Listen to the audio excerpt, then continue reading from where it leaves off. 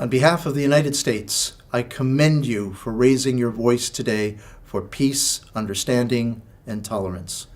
Your voices matter because words have consequences. A very different set of words mattered deeply in the 1930s when Nazi leaders relentlessly denigrated Jewish people.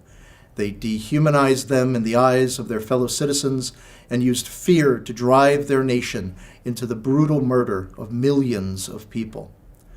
The world was traumatized by the horror of the Holocaust, and after the war, we vowed never again.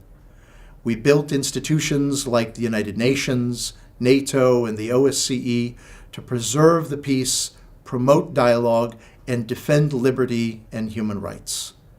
Ordinary citizens joined together to seek justice for the survivors, to educate their children and their neighbors about the Holocaust, and to lobby their governments, including through the noble efforts of civil society organizations, to reject hate, intolerance, and anti-Semitism.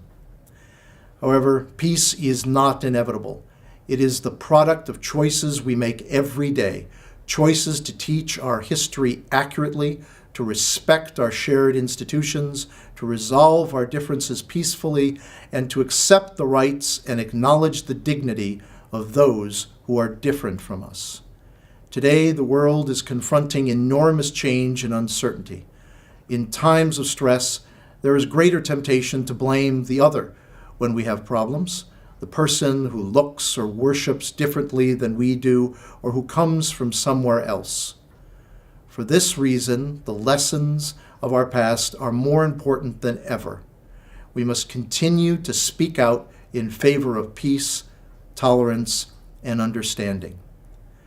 In remembering Holocaust victims last month, President Trump recalled the many brave heroes who risked their lives to help their persecuted neighbors in those terrible years, and spoke of our civic duty never to remain silent or indifferent in the face of evil. Thank you for raising your voices today. Thank you for remembering and defending the dignity of our fellow human beings.